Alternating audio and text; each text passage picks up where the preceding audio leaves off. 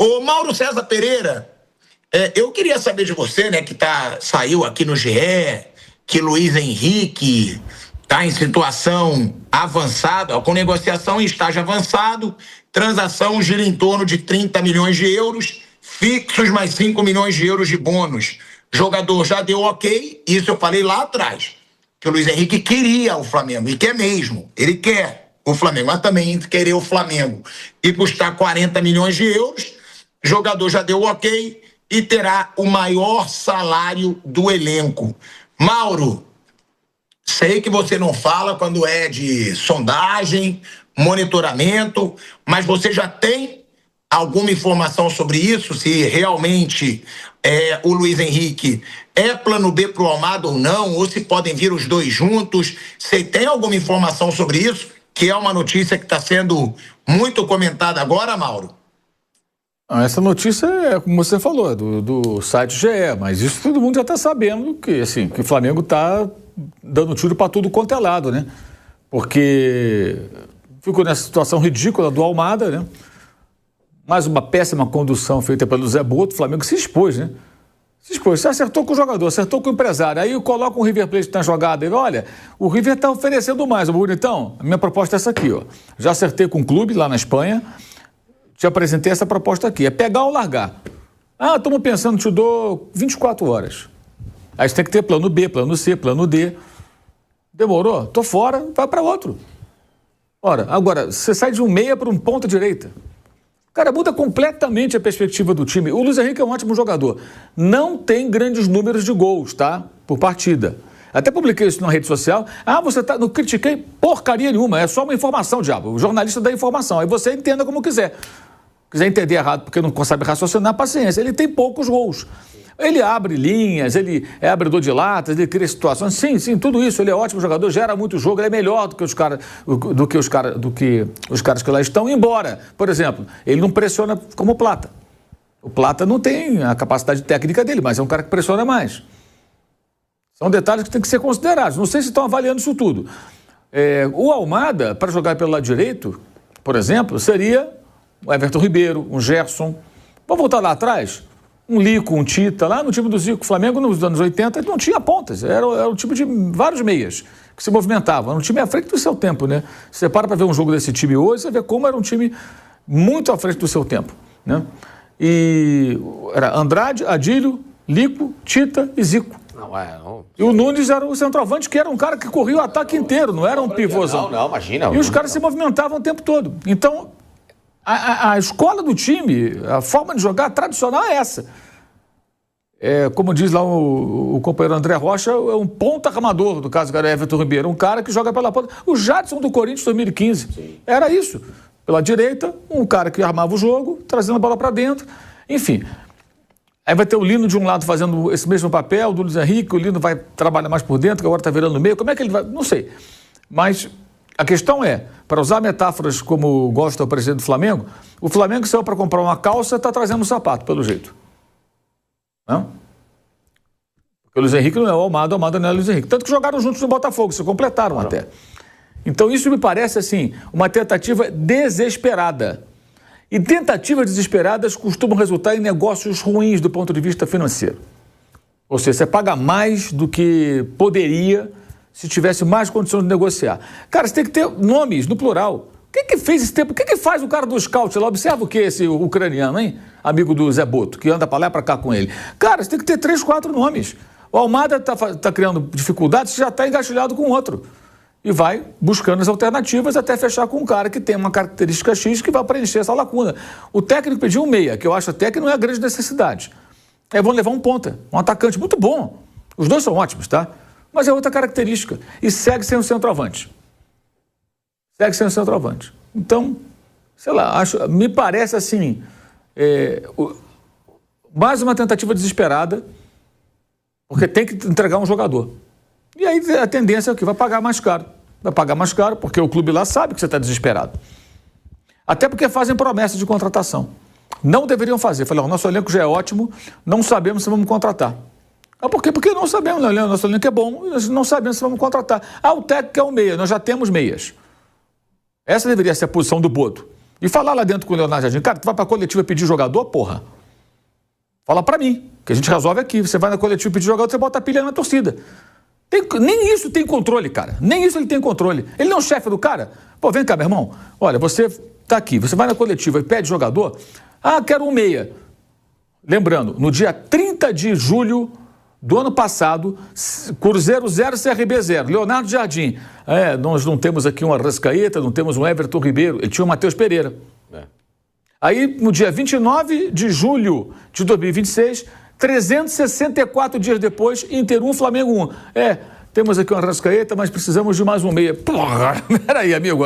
É um déjà vu, né? Quer dizer, tá tudo de novo se repetindo. O que caberia ao Boto? Primeiro, não tem que falar isso em coletivo. Do ponto de vista nosso, jornalista, tudo bem. Mas do ponto de vista do clube é ruim. Ele tem que controlar isso. Deveria controlar isso. Olha, você vai lá pedir contratação? Não. Vamos lá, vamos discutir aqui. Você tem o Arrascaeta, você tem o Paquetá, que joga em todas as posições no meio campo, centralizado, segundo volante, pela direita, pela esquerda. Você teve uma boa sacada, parabéns. O Lino está se transformando num bom meia, ele passa a ser um cara, pode ser ponta, pode ser meia. Pode jogar até de ala, se você jogar com 3 zagueiros. Faz várias funções. Ótimo, parabéns, muito bom, adorei. E tem o Carrascal, que também joga de meia, e joga pelo lado também. Carrascal, Gerson, Everton Ribeiro, tudo, ponta, armador pela direita. Tem sido assim. Vai mudar o desenho, como é que vai ser isso? Nada contra o Luiz Henrique, é uma ótima contratação, mas o que me parece é o seguinte, o futebol do Flamengo, ele é gerido exatamente como era nos tempos de Marcos Braz, no sentido de não ter critérios técnicos para contratar. É o treinador que pede e acabou. Não tem um contraponto que deveria haver de um dirigente que chegou aqui apresentado como um cara com conhecimento técnico, ele não demonstra, que é para chegar e falar, não, eu não vou contratar, de novo usando a metáfora do chefe dele, que é o BAP. Vem cá, se você precisa de uma calça, você encheu o saco e queria uma calça, eu não vou comprar um sapato. Você tem 5 sapatos ali e a sua calça está furada. Eu vou comprar uma calça para você. Sabe, conversa de mãe com criança, né? Ah, mas eu quero aquele tênis, mãe. Não, você está sem uma calça decente para usar, você tem 2 tênis novos que você ganha da sua avó e da sua tia. Você vai ganhar, é uma calça. Pronto, porque o moleque quer o tênis, né? Aquele tênis bonito, né? É a mesma coisa, cara. Então, assim...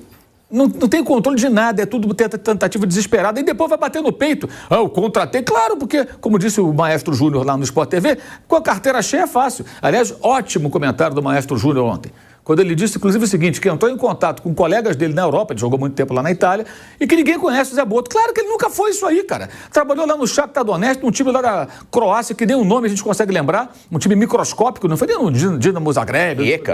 É um time pequeno. E foi colocado, catapultado numa posição que ele não tem nem tamanho nem noção. E adora falar coisas assim, não, porque aqui no Brasil, não sei o que, ele desembarcou ontem, aí falou, não, porque aqui tem um imposto, só aqui tá. Não é só aqui não. Na Espanha tem tributação, diferentes formas de tributação. Tem na Europa também. Inclusive tributação pesada em cima de quanto ganha de comissão ao empresário. Os jogadores pagam tributos diferentes de acordo com o lugar, os clubes pagam tributos diferentes, tem lá o VAT, né, que desconta, e eles podem até recuperar em algumas situações. É uma coisa muito complexa, não é assim, aqui tributa, lá fora não tributa. Ele vendeu essa ideia. Infelizmente, não tinha ninguém ali entre os entrevistadores, aparentemente, em condições de contra-argumentar. Mas como assim que não é tributado lá? Que história é essa? Claro que é. Explica melhor. Como Real Madrid, outro dia no Hendrick, pagou 12 milhões de euros na negociação para sair do papel com o Palmeiras. Exato. Então, assim, não é assim que a banda toca. Aí chega de fora falando coisas como se a gente fosse aqui completamente alienado, soubesse nada. Para com isso, meu irmão. Não é assim, não. As pessoas são inteligentes, são mais informadas do que você. Mais informadas do que você. Então, assim, é um desastre. É um desastre. Só não é pior porque, como tem dinheiro, contrato... É que a gente já falou aqui do Palmeiras e o Flamengo. Pagam mais do que deveriam certos jogadores e é muito fácil a vida dessa maneira. E por isso que eu não gosto de falar, Thiago, de notas oficiais, que elas servem para fazer uma cortina de fumaça, aí não se discute a situação do Paulinho, a situação do De La Cruz, essas contratações, por que comprou o Ares por 25 se ele saiu por 17, por que vai comprar agora o Luiz Henrique no desespero, né? Que outra coisa, o jogador quer vir, não sei o que, quer vir, porra, manda o empresário dele brigar lá porque esse preço eu não pago. Claro. Se você não está desesperado, esse preço eu não pago, eu chego em tanto. Mas ele quer vir, então manda o seu empresário conversar com o russo lá e falar, bonitão, o clube no Brasil paga tanto. Mas eu não quero, então não sai, fica aí, não assinou o contrato, fica na Rússia, porra. Sabe, a questão é o seguinte, o Flamengo, assim como o Palmeiras, eu falo dos dois sempre, porque é importante contextualizar. Até botar atleta na negociação, né, botar algum jogador que não tá usando. Vê se ele não quer o De La Cruz. Tô de sacanagem, claro. O De La Cruz tem esse problema físico, ninguém vai querer contratar agora. O Penharol quer, mas quer pagar metade do salário, quer que o Flamengo dê ainda uma doação, né?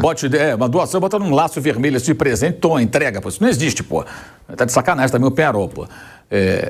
Dessa maneira não dá. É melhor deixar ele no Flamengo, ele pode jogar uma partida ou outra, uns minutos ali e ajudar, do que entregar lá para o Peñarol, que é um time que sempre vence o Flamengo, é freguesaço do Peñarol. Mas o que acontece?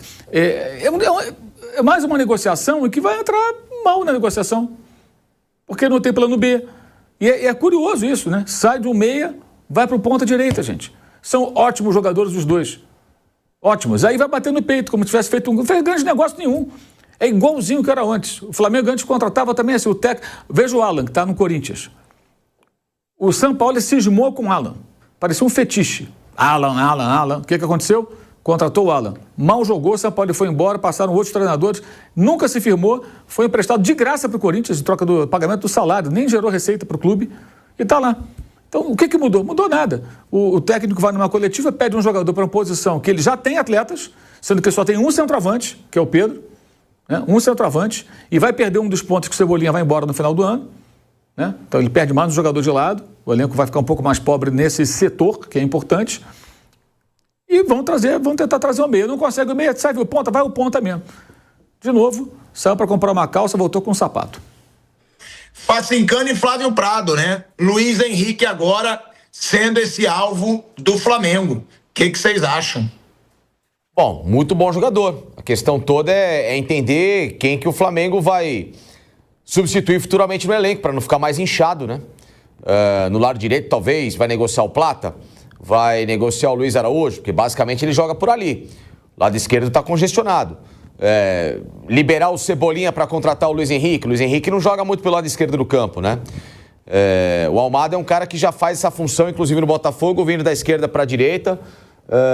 Jogava às vezes centralizado também, não era muito mais pelo lado direito do campo. Depende muito, é o que eu estou analisando. Na minha visão, o Pilhado, o Flamengo precisa de outras posições com mais emergência. Laterais. Flávio. Tudo que foi dito. O Mauro foi muito feliz quando disse, olha, o Flamengo não precisa do Luiz Henrique. Ele tinha preferência de um jogador de meio campo, o nível do Luiz Henrique é indiscutível, mas você não tem que dar uma satisfação, não tem que necessariamente contratar esse jogador. Só se vier numa condição especial, já que o interesse, óbvio que vai acrescentar o elenco do Flamengo, claro. Mas aí é um investimento pesado demais. Teria que ser uma ocasião muito especial para você ter um jogador desse nível. O jogador é excelente. Todo mundo gosta do Luiz Henrique, acho que, né? Jogador especial, como o Almada. Mas tem que ser uma contratação necessária e não uma contratação por capricho, para que outros não contratem. Então, acho que é por aí. Agora, é bom jogador. Se der certo, se for útil efetivamente, é claro que é uma contratação que acrescenta. Porque é aquilo, né? Foi o que o Mauro falou, né, Facincani? São posições diferentes. Mas aí, o Flamengo... É o que eu falo, pra mim tudo parte do futebol fraco que o Flamengo tá jogando. Sim. Porque se o Flamengo tivesse jogando futebol que um time como o do Flamengo tem que jogar, não ia estar essa pressão toda por contratação. Não ia.